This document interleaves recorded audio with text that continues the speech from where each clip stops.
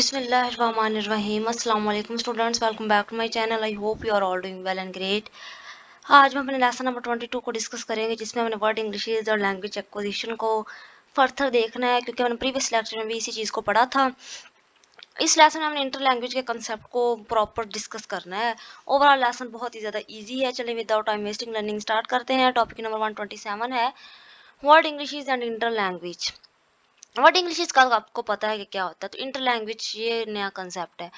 Inter language अब क्या होता है, जब कोई स्टूडेंट्स या कोई भी इंडिविजुअल जो लैंग्वेज को लर्न कर रहा है, तो जब वो अपनी मदर टंग को हम L1 से रेफर करते हैं, ठीक है। अपनी मदर टंग से अपनी टारगेट लैंग्वेज यानी सेकंड लैंग्वेज जो वो लर्न कर रहा है, उसको हम L2 से रेफर करते हैं की तरफ मूव करता है ना। तो इस प्रोसेस के दरमियान एक स्टेज होती है, उसको हम इंटर लैंग्वेज के नाम से रेफर करते हैं। इस स्टेज में क्या होता है, इस स्टेज में होता ये है कि जो लर्नर होता है ना, वो ना तो अपनी लैंग्वेज यूज कर रहा होता है जो मदर टंग होती है, और ना ही वो सेकंड लैंग्वेज को यूज कर रहा होता है, बल्कि दोनों के ग्रामर को मिला जुला के कुछ अजीब अजीब सी ग्रामर बना लेता है, अजीब सी सेंटेंस बना लेता है। तो वो चीज़ जो है वो इंटर लैंग्वेज कहलाती है। इसमें जैसे मैं आपको एग्जांपल देती हूँ कि हम पाकिस्तान है, तो हमारी जो मेजोरिटी है वो उर्दू बोलती है, उर्दू उसकी मदर टंग है। तो जब कोई भी लर्नर्स अपनी मदर टंग, जैसे हम मदर टंग को छोड़ के हम इंग्लिश को लर्न कर रहे हैं, ठीक है। तो इंग्लिश को लर्न करते वक्त ना, जब एक स्टेज ऐसी आती है कि जब हम जुमला बोलें या कोई कम्युनिकेशन करें किसी के साथ भी, तो हम जब बोलेंगे ना इंग्लिश को, तो हमारी जो इंग्लिश होगी वो करेक्ट नहीं होगी, लेकिन हमारे जुमले की समझ अगले को लाजम आ जाएगी। जैसे मैं बोलूँ कि आई नो लाइक इट, तो देखा जाए तो ये जो सेंटेंस है ये करेक्ट नहीं है, ये गलत है, ये ग्रामर को फॉलो नहीं कर रहा। लेकिन ये आप लोगों को समझ तो आ रही है ना मेरी कि मैं क्या कह रही हूँ, कि आई नो लाइक इट मैं इस चीज़ को पसंद नहीं करती, लेकिन असल में देखा है तो जुमला ये है कि आई डोंट लाइक इट, ये करेक्ट जुमला है, लेकिन मैंने बोला आई नो लाइक इट। तो आप लोगों को पता तो चल गया है, मेरी समझ तो आ गई है, लेकिन मैंने ग्रामर को फॉलो नहीं किया, मैंने गलत जुमला मतलब बनाया है। तो ये चीज़ क्या है, ये इंटर लैंग्वेज कहलाती है। तो यहाँ से देखते हैं कि refers to the intermediate states, intermediate से दरमियानी हालत है ऑफ लर्नर्स लैंग्वेज। जब कोई लर्नर लैंग्वेज को लर्न करता है, it is move from L1 towards to the target L2 language. यानी जब वो L1 से L2 टारगेट लैंग्वेज की तरफ मूव करता है, तो ये लर्नर की इंटरमीडिएट स्टेट्स होती है, दरमियानी हालत होती है। तो ये एमसीक्यू के लास्ट से पूछा जा सकता है।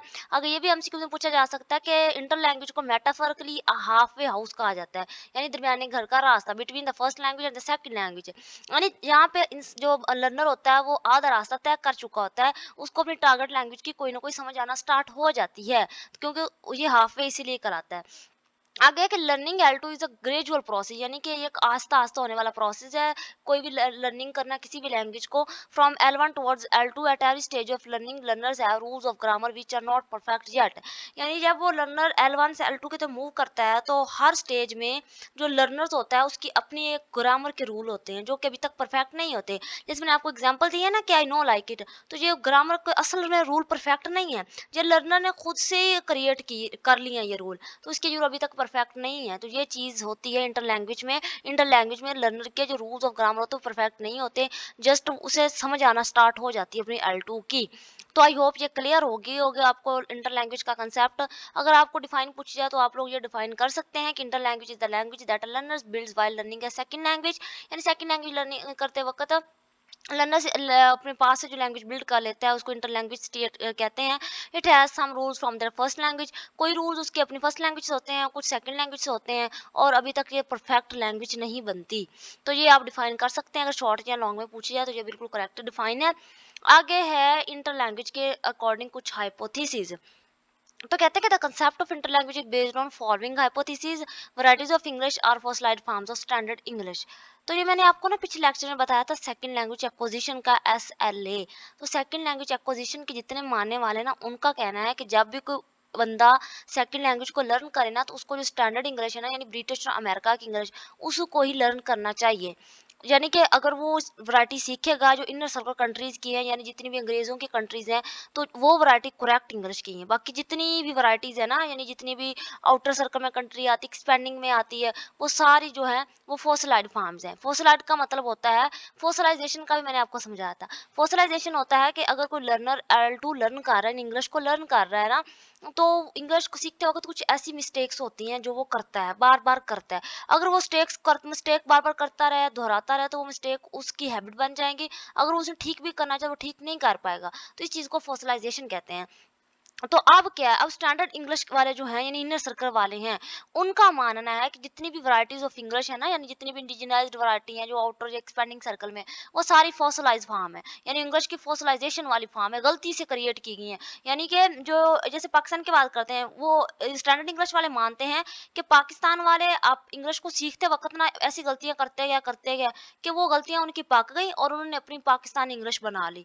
यानी ये इसको ठीक नहीं मानते। आगे कहते हैं कि रिजल्ट ऑफ इम्परफेक्ट लर्निंग, और ये इम्परफेक्ट लर्निंग का नतीजा है, यानी कि इन्होंने अच्छे तरीके से लर्न नहीं किया स्टैंडर्ड इंग्लिश को, इसीलिए ये गलतियां करते रहे, अपने पास एक वैरायटी बना ली है हर कंट्री ने। तो ये कहना है सेकंड लैंग्वेज एक्विजिशन वालों का, और ये हाइपोथेसिस भी है इंटर लैंग्वेज के रिलेटेड। आगे आगे वर्ड इंग्लिशेस हैं जो, यानी जितनी भी आउटर स्पेलिंग सर्कल वाली हैं, उनका क्या कहना है इन हाइपोथेसिस के अकॉर्डिंग। तो वो कहते हैं कि fossilization is a narrow to the context of world Englishes, यानी कि फॉसिलाइजेशन क्या है ना, वर्ड इंग्लिश को गैर मौजू चीज है, नेफ्ट का मतलब होता है गैर मौजू। यानी कि जितनी भी वैरायटीज है इंडिजिनाइज्ड वैरायटी, जैसे अमेरिका सॉरी इंडियन वैरायटी है इंग्लिश की, पाकिस्तानी वैरायटी है, सऊदी अरब की वैरायटी, चाइना की अपनी वैरायटी है, तो कहते हैं इनको गलती से क्रिएट की गई कहना गलत है। फॉसिलाइजेशन फॉर्म कहना गैर मौजू चीज है, आप इनको ऐसा नहीं कह सकते। आगे in multilingual context different language have defined role, यानी मल्टीलिंगुअल कंटेक्स्ट जितनी मल्टीलिंगुअल कंट्रीज होती हैं, उनमें हर लैंग्वेज का अपना एक रोल होता है। मल्टीलिंगुअल का मतलब होता है डिफरेंट ज़बानें बोलने वाले। जैसे हम पाकिस्तान की बात करें तो पाकिस्तान में एक मल्टीलिंगुअल कंटेक्स्ट है। यहाँ पे अगर हम घर में हैं तो हम उर्दू बोलते हैं, मदरसे में जाते हैं तो अरबी बोलते हैं, अगर स्कूल में जाएँ तो हम दफातर वगैरह में जाएँ तो इंग्लिश बोलते हैं। तो कहते हैं कि हर लैंग्वेज का अपना एक रोल है, तो कहते हैं इंग्लिश का अपना एक रोल है मुख्तलिफ सोसाइटीज़ में। अगर roles and context of users are constantly evolving, यानी जो रोल है और इसका जो यूज़ है, ये ओवरऑल जो होता है ना तसलसल के साथ कंटिन्यूअसली चेंज होता रहता है। जैसे पाकिस्तान में इंग्लिश का रोल भी तो चेंज होता रहा है, पहले इसकी इतनी इंपॉर्टेंस नहीं थी, लेकिन अब इसको बहुत ज़्यादा इंपॉर्टेंस दी जा रही है। तो ये है वर्ड इंग्लिशेज़ वालों का कंसेप्ट इन हाइपोथेसिस के अकॉर्डिंग। तो कहते हैं कि हमें इस तरह फॉसिलाइजेशन फार्म ना कहा जाए, हमारी भी एक मजबूरी है कि हमें हर मल्टीलिंगुअल कंट्रीज़ हैं, हमें मुख्तलिफ तरीके में मुख्तलिफ डोमेन्स हैं, मुख्तलिफ लैंग्वेज बोलनी पड़ती हैं। अगर देखा जाए ना इनर सर्कल वालों को, तो वो ओवरऑल उनकी जो मेजॉरिटी है ना, वो एक ही लैंग्वेज बोलती है, वो इंग्लिश है। क्योंकि इंग्लिश उनकी नेटिव लैंग्वेज होती है, इंग्लिश को भी स्कूल में पढ़ते हैं, फिर इंग्लिश को भी वो कम्युनिकेशन में यूज़ करते हैं। अगर नेक्स्ट 2 पॉइंट हैं कि in multilingual context each language has its use, यानी मल्टीलिंगुअल वही ऊपर वाली बात है कि हर लैंग्वेज का अपना यूज़ होता है, वन लैंग्वेज में not be appropriate for use in all domains, यानी एक ही लैंग्वेज तमाम डोमेन्स में यूज़ करना मुनासिब नहीं होता। जैसे इंग्लिश को हम हर जगह में यूज़ नहीं कर सकते, मदरसे में यूज़ नहीं कर सकते, घर में भी हर वक़्त नहीं बोल सकते, क्योंकि हाँ, हमारे घर वालों को सबको तो नहीं आती ना इंग्लिश, तो इसलिए ये कहते हैं। तो आई होप ये दोनों कंसेप्ट आपको क्लियर होंगे। टॉपिक नंबर 129 है second language acquisition theories and world Englishes, second language acquisition theory construction, यानी कि जो सेकंड लैंग्वेज एक्विजिशन थ्योरी है, यानी ये जो मानते हैं कि जितनी भी वैराइटीज हैं इंग्लिश की, वो सारी इनर सर्कल जैसा इंग्लिश बोले, यानी स्टैंडर्ड इंग्लिश बोले। तो ये थ्योरी किस तरह कंस्ट्रक्ट हुई, यानी किस तरह ये बिल्ड हुई है, तो यहाँ पे कुछ पॉइंट्स दिए गए हैं। कहते हैं कि जितने भी इमिग्रेंट्स थे ना, यानी जितने भी लोग हिजरत करके गए हैं स्टैंडर्ड सॉरी इनर सर्कल में, अमेरिका में, इंग्लैंड में, ब्रिटिश में, अंग्रेज़ों वाली कंट्रीज में, और कुछ स्टूडेंट्स होते हैं जो पढ़ने के लिए जाते हैं यूनिवर्सिटीज़ में, उन सब को ना स्टैंडर्ड जो इंग्लिश वाले लोग हैं, इनर सर्कल वाले लोग हैं, इन्होंने ना उनको ऑब्जर्व किया, यानी उनका मुशाहदा किया और देखा कि वो इंग्लिश को कैसे बोलते हैं। जैसे हम पाकिस्तान की बात करें कि कुछ स्टूडेंट्स जाते हैं पढ़ने के लिए अमेरिका में, और कुछ फैमिलीज होती हैं जो परमानेंटली मूव हो जाती हैं। तो वहाँ के जो लोग थे उन्होंने उनके बोलने को ऑब्जर्व किया, इंग्लिश बोलने को ऑब्जर्व किया, और देखा कि ये तो इंग्लिश हम जैसा नहीं बोलते, ये तो अपनी वैरायटी बनाए फिरते हैं। तो उन्होंने इस चीज़ को फॉसिलाइजेशन का नाम दे दिया। आगे कह रहे हैं कि learners of English in the outer and expanding circles are overlooked, और क्या किया इन्होंने, जितने भी लर्नर्स हैं ना इंग्लिश के आउटर एक्सपेंडिंग सर्कल में, उनको ओवरलुक कर दिया। जस्ट जो हिजरत करके गए हैं, जो स्टूडेंट्स पढ़ने के लिए गए हैं, उनको इन्होंने फोकस किया। आगे little awareness of the factors relevant to English language learning in these context. उसके बाद ये थ्योरी कंस्ट्रक्ट करते वक्त ना इनको इतनी ज़्यादा अवेयरनेस नहीं है हमारे मटेरियल के बारे में, हमारे फैक्टर के बारे में। जैसे हम पाकिस्तान है ना, तो अंग्रेज़ों को ये नहीं पता कि हमारे जो टीचर हैं वो नेटिव स्पीकर तो नहीं है। हमारा जो मटेरियल है, जो इनपुट प्रोवाइड किया जाता है, यानी जैसे हमारी बुक्स है, हमारा सिलेबस है, तो वो भी ब्रिटिश इंग्लिश जैसा नहीं है। इसलिए हमारे पास इतना मटेरियल नहीं है, हमारे पास इतनी अपॉर्चुनिटीज़ नहीं है कि हम स्टैंडर्ड इंग्लिश को लर्न कर लें। अगर lack of relevance between second language acquisition and word English, तो कहते हैं कि इस वजह से इनके दरमियान रेलेवेंस नहीं है सेकंड लैंग्वेज एक्विजिशन की थ्योरीज और वर्ड इंग्लिश के रिलेटेड, यानी इनकी जो थ्योरीज है ना सेकंड लैंग्वेज एक्विजिशन की, ये इनकरेक्ट है वर्ड इंग्लिश के बारे में। आगे assumptions हैं कुछ सेकंड लैंग्वेज एक्विजिशन के, यानी मफरूजे हैं।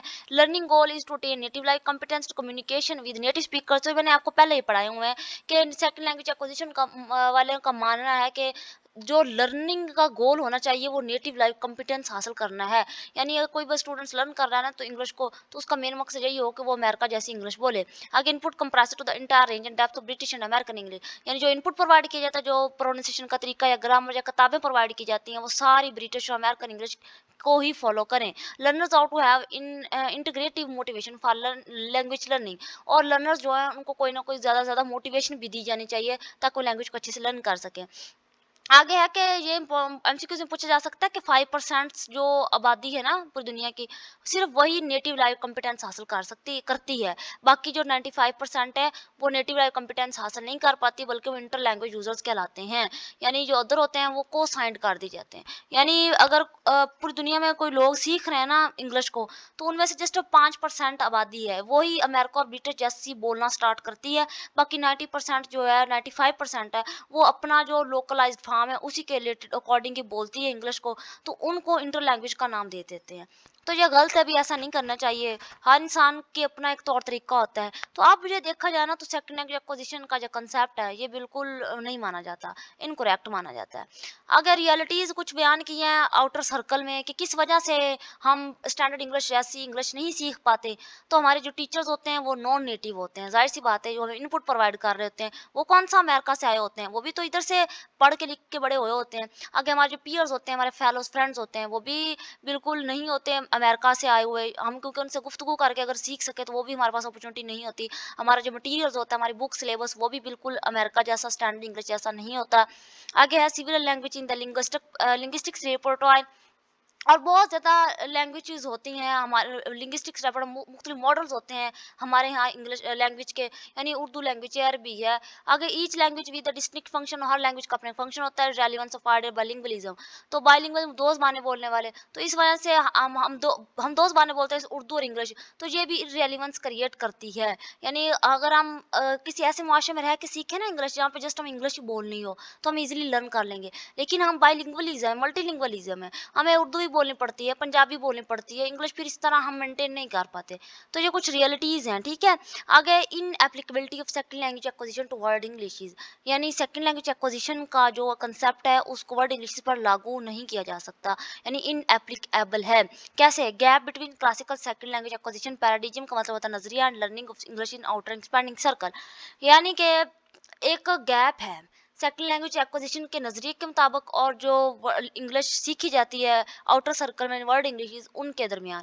कैसे कह रहे हैं? Can applicability of second language acquisition concept and methods to the word English context और मल्टीलिंगुअल यूजर्स हैं, तो वही ऊपर वाली बात कही जा रही है कि यहाँ पे मल्टीलिंगुअल यूजर हैं, डिफरेंट लैंग्वेजेस हैं, हर डोमेन में हर लैंग्वेज को यूज करना पड़ता है, यानी डिफरेंट लेवल्स ऑफ प्रोफिशिएंसी होते हैं यूजर के। यानी यूज़र को उर्दू में भी प्रोफिशिएंट होना पड़ता है, इंग्लिश में भी प्रोफिशिएंट होना पड़ता है, अरबी में प्रोफिशिएंट होना पड़ता है। अगर multilinguals are not efficient but proficient users for English and other languages. यानी जो मल्टीलिंगुअल्स होते हैं वो मे भी हो सकता है कि प्रोफिशिएंट इतने ना हो, लेकिन वो इंग्लिश में प्रोफिशिएंट्स होते हैं तो उस दूसरी लैंग्वेजेस में प्रोफिशिएंट होना पड़ता है। यानी वो एक वक्त में एक ही लैंग्वेज प्रोफिशिएंट नहीं हो सकते, वो इतनी ज़्यादा लैंग्वेजेस में स्टक हुए होते हैं। आगे इम्प्लॉय कोड मिक्सिंग, और कोड मिक्सिंग करने के भी चांसेस होते हैं। कोड मिक्सिंग का मतलब होता है कि लैंग्वेज को बोलते बोलते दरमियान में दूसरी लैंग्वेज के वर्ड बोल जाना। जैसे हम अपनी डेली की गुफ्तगू में गौर करें ना, तो हम बोलते बोलते बीच में इंग्लिश के वर्ड भी बोल जाते हैं, उर्दू के साथ साथ, और उर्दू के साथ पंजाबी के वर्ड भी बोल जाते हैं। तो ये सारी हमें डिफ़िकल्टी पेश आती हैं, स्टैंडर्ड इंग्लिश को फॉलो हम नहीं कर पाते हैं। आगे मज़ीद वही है कि हमारा जो इनपुट दिया जाता है वो लोकल होता है। बाइलिंगुअल टीचर होते हैं हमारे, बाइलिंगुअल टीचिंग मेथड है, यानी टीचर होते हैं वो भी तो बाइलिंगुअल होते हैं, 2-2 ज़ुबानें बोलते हैं। अगर teachers proficient in local variety of English, यानी कि ओवरऑल ऊपर वाली सारी बात कही गई है, आप लोग इसको पढ़ सकते हैं। यहाँ पे एक और पॉइंट है कि indigenized versions of American popular culture. तो कहते हैं कि जो कल्चर होता है ना हमारा, अगर हम चाहें कि हम अमेरिका के कल्चर को फॉलो करके स्टैंडर्ड इंग्लिश सीख सकते हैं, तो ये भी ऐसा नहीं होता। यानी कि हमारा जो कल्चर हम फॉलो करना अमेरिका का, तो वो भी इंडिजिनाइज्ड फार्म ही होता है। मैं आपको एग्जांपल देती हूँ, कोक स्टूडियो, ये आप लोगों ने देखा होगा, सुना होगा, ये जो म्यूजिक का है। तो कोक स्टूडियो में जो इतने भी म्यूजिकल इंस्ट्रूमेंट होते हैं वो सारे मगरबी होते हैं, ठीक है? वो अमेरिका से, यानी कि जो मगरब के इंस्ट्रूमेंट होते हैं ना म्यूजिक के, वही होते हैं, पियानो वगैरह। लेकिन जो वो बोलते हैं उर्दू में, वो गाना गाते हैं, यानी उनका जो गाने का डिजाइन है वो उर्दू में होता है। तो ये क्या है? इंडिजिनाइज्ड वर्जन ऑफ अमेरिकन कल्चर, यानी ये अमेरिकन कल्चर की इंडिजिनाइज्ड फॉर्म है, खुद से क्रिएट की गई, तो हमारा कल्चर भी वैसा ही हो जाता है आगे। आगे है रोल ऑफ फर्स्ट और प्राइमरी लैंग्वेज, यानी प्राइमरी लैंग्वेज का रोल क्या हो सकता है, यानी जो हमारी मदर टंग है उसका रोल क्या आ सकता है सेकंड लैंग्वेज को लर्न करते वक्त। तो पॉजिटिव रोल होता है इसका। Innovations help in two ways: increase communication competence in the target language, help in acculturation of the target language to local context. कहते हैं कि हमारी लैंग्वेज जो होती है ना, प्राइमरी लैंग्वेज जो हमारी मदर टंग है, उसका रोल पॉजिटिव है। ये कम्युनिकेटिव कॉम्पिटेंस को इंक्रीज करती है। कैसे? जैसे हमें पता है, किताब अगर हम अपनी लैंग्वेज में प्रोफिशेंट है ना, माहिर हैं, तो हम इजीली टारगेट लैंग्वेज को लर्न कर सकते हैं। यानी अगर उर्दू में हम बोलते हैं, तो मैं अगर उर्दू बोलने में माहिर हूँ, मैं अच्छे तरीके से अपनी बात को कन्वे कर लेती हूँ, तो मेरे लिए बहुत ज़्यादा चांसेस हैं कि मैं इंग्लिश को अच्छे से सीख लूँ और कम वक्त में सीख लूँ। जैसे मुझे पता किताब है, तो किताब के अंदर मुझे ये भी पता है कि किताब क्या होती है, इसमें क्या चीज़ आ सकती है, क्या पेज बने होते हैं, लिखा होता है। तो अगर मैं इंग्लिश में सुनूँगी ना वर्ड बुक, तो मुझे फ़ौरन पता चल जाएगा कि ये किताब को बता रहे हैं और किताब के अंदर क्या-क्या चीज़ें सारी मेरे माइंड में आ जाएँगी। तो ये बात बयान की गई है, आप लोग चाहे तो पढ़ लें, अदरवाइज़ इग्नोर कर सकते हैं। बाकी जितनी मैंने चीज़ें हाइलाइट की हैं, इग्नोर नहीं करनी, सारी याद करनी है। आगे कहते हैं लास्ट वन है कि changing second language acquisition scenario. तो ओवरऑल उन्होंने ये बयान किया कि जो सेकंड लैंग्वेज एक्विजिशन का नज़रिया है ना, इसको चेंज कर दिया जाए। यानी ऐसा ना समझा जाए कि जितने भी इंग्लिश की सीखते हैं ना लोग, वो जस्ट स्टैंडर्ड इंग्लिश ही सीखे, यानी इनर सर्कल वाले लोगों की इंग्लिश सीखे। तो ये नज़रिया चेंज किया जाए। कहते हैं कि सम स्कॉलर्स और जो लिंग्विस्टिक्स जो है ज़बानों पे काम करने वाले होते हैं, उन्होंने सजेस्ट किया है कि inclusion of indigenized language as a type of acquisition in second language acquisition topology. यानी कि जो इंडिजिनाइज्ड लैंग्वेजेस हैं, उनको कबूल किया जाना चाहिए। न्यू पर्सपेक्टिव होना चाहिए सेकंड लैंग्वेज एक्विजिशन का, पुराना पर्सपेक्टिव को रद्द कर देना चाहिए। एक्सेप्टेबिलिटी ऑफ स्टेबल वेरिएशंस ज़्यादा than treating them as errors. यानी जितनी भी न्यू वेरिएशंस, तब्दीलियां आ रही हैं, जितनी भी न्यू वैरायटीज आ रही हैं इंग्लिश की, उनको एक्सेप्ट किया जाए, ना कि उन्हें एरर का नाम दिया जाए। यानी कि ये तो फॉसिलाइन फॉर्म है या ये इंटर लैंग्वेज है, तो ये नहीं कहना चाहिए। आगे जो नेटिव स्पीकर है ना इंग्लिश के, उनको भी टॉलरेंट होना चाहिए और एक्सेप्टिंग रवैया रखना चाहिए। यानी जो अमेरिका वाले हैं, इंग्लैंड वाले हैं, वो भी हमारी लैंग्वेज को कबूल करें, टॉलरेंट हों, बुर्दबादी से काम लें, ना कि हमें हमारा मजाक उड़ाएं, हमें इंटर लैंग्वेज या फिर फोसलाइजेशन कहें। आगे की need to increase familiarity with international language, और इसके अलावा इंटरनेशनल लैंग्वेज के भी थोड़ा बहुत फेमिलियर करना चाहिए तमाम कंट्रीज को। आगे है कि second language acquisition theories to constant research और to on the acquisition and use of indigenized variety of English. IV का मतलब होता है इंडिजिनाइज्ड वैरायटी ऑफ इंग्लिश, तो आपको इसकी जो स्टैंडर्ड फॉर्म पता होनी चाहिए, एमसीक्यूज के क्लास इंपॉर्टेंट है।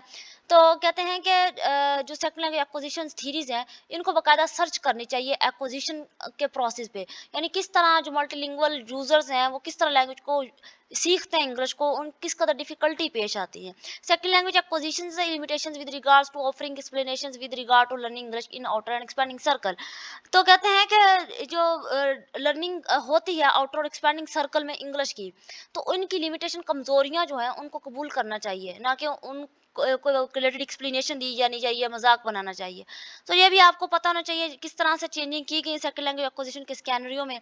तो ओवरऑल लेसन बहुत ही ज़्यादा ईजी था, मुझे तो ईजी लगा। मैंने आप लोगों को तमाम ईजी कंसेप्ट भी प्रोवाइड किए हैं। चलो, आई होप आप लोगों को ये समझ आ गया होगा। मैं आप लोगों को एक बात बताऊं कि मैंने ना आज, यकीन करें, इस लेक्चर को ना 2 बार रिकॉर्ड किया है। अब जो मैंने अब रिकॉर्ड किया है, तीसरी बार रिकॉर्ड किया है। 2 बार मैं रिकॉर्ड करती हूँ, पता नहीं क्या होता है, मैं खुद ही डिलीट कर देती हूँ। करना मैंने दूसरा था जो मैंने अपलोड किया था, लेकिन कर मैंने ये दिया। तो फिर से मैंने दोबारा रिकॉर्ड किया, फिर मैंने डिलीट कर दिया। अब तीसरी बार मैं कर रही हूँ। मैंने ना, इतनी गर्मी है, दिमाग खराब हुआ है। पहले मैंने सोचा छोड़ती हूँ, आज कल कर लूंगी, लेकिन फिर सोचा कि आज का काम कल पे नहीं छोड़ना चाहिए। तो मैं आप लोगों की इतनी मेहनत करती हूँ, इस कदर गर्मी में, यकीन करें, जान निकलती है, फिर भी मैं सोचती हूँ कि मैं जल्दी जल्दी फाइनल टाइम की सीरीज़ को कंप्लीट करवा दूँ, वो ना हो कि मिड की तरह ये भी दरमियान में फंस जाए सारे के सारे लेक्चर। तो मैं आप लोगों के लिए इतनी मेहनत कर रही हूँ, इस तरह तो कोई टीचर्स भी नहीं करते। तो आप लोगों का भी फ़र्ज़ बनता है कि मेरे चैनल को लाजमी सब्सक्राइब कर दिया करें, क्योंकि आप लोगों के सब्सक्रिप्शन देख के, कमेंट्स देख के मेरे अंदर एक नई एनर्जी आ जाती है। मैं फिर बहुत ज़्यादा मेहनत करना स्टार्ट कर देती हूँ। चले, आई होप आप लोगों को लेक्चर अच्छा लगा होगा। अपनी दुआ में मुझे लाजमी याद रखिएगा। अल्लाह भी आप लोगों का हामी नासर। मिलते हैं नेक्स्ट वीडियो में। अल्लाह हाफिज़।